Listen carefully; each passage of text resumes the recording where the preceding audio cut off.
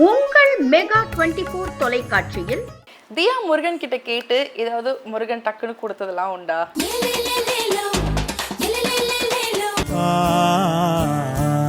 இறையருட்செல்வி தியா திருப்புகழோட கதை விளக்கம் ஏதாவது ஒன்று சொல்ல முடியுமா?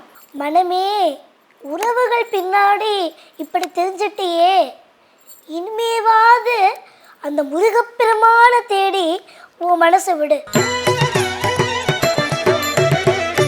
திருப்புகழுக்கு ஒரு தியா.